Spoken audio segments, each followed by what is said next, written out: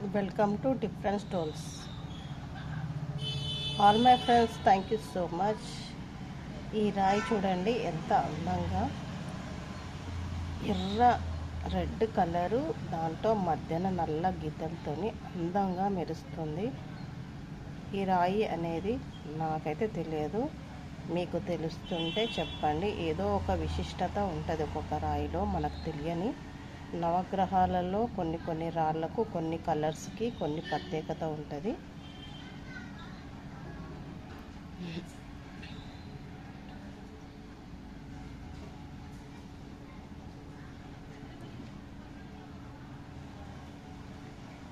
నా ఛానల్ని సబ్స్క్రైబ్ చేసుకోకపోతే తప్పకుండా సబ్స్క్రైబ్ చేసుకోండి. నా ఛానల్లో డిఫరెంట్ స్టోన్స్ అంటే రకరకాల స్టోన్లని, విలువైన స్టోన్లని నేను మీకు చూపిస్తూ ఉంటాను.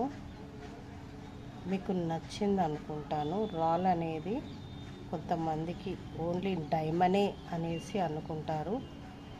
డైమండ్ కాకుండా మిగతా 9 రకాల స్టోన్లు, రకరకాల స్టోన్లు, ఇంకా విలువైన స్టోన్లు ఉంటాయి. దానిలో ఎక్కువ శాతం డైమండ్కే చాలా వాల్యూ ఇస్తారు. కానీ నేను అన్ని రాళ్ళని వాల్యూ బాగా చేస్తాను. అన్ని రాళ్ళు ఇస్తాము. ఏ రాళ్ళకి ఆ రాళ్ళకి చాలా ప్రత్యేకత ఉంటుంది. ఈ స్టోన్ అనేది రెడ్గా నల్లగా ఉంది. ఎంతో చక్కగా కూడా ఉంది చూస్తేనే. ఇది చెక్ చేపిస్తే ఏదో ఒక స్టోన్ పేరు వస్తుంది.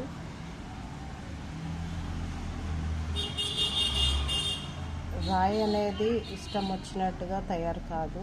కొన్ని మలినాలు, కొన్ని భూగర్భంలో రకరకాల వస్తువులు ఉంటాయి మనకు తెలియకుండానే. అవి కలిసి ఒక స్టోన్ అనేది రెడీ అవుతుంది.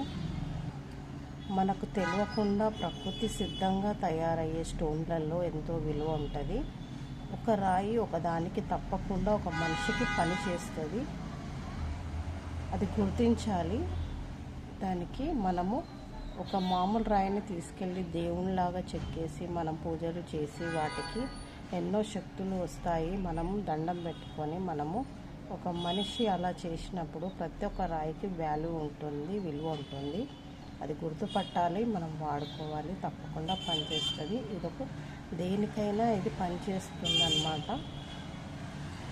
పెద్దలు చెప్పింది, ఒక్కొక్క రాయికి ఒక్కొక్క పవర్ ఉంటుంది. ఆ పవర్స్ మనం ఇస్తే తప్పకుండా ఆ రాయి వాల్యూ మన దగ్గర ఉంటే మనకు కావాల్సిన కోరికలు కూడా నెరవేరే అట్లాంటివి కూడా రాళ్ళు ఉంటాయి.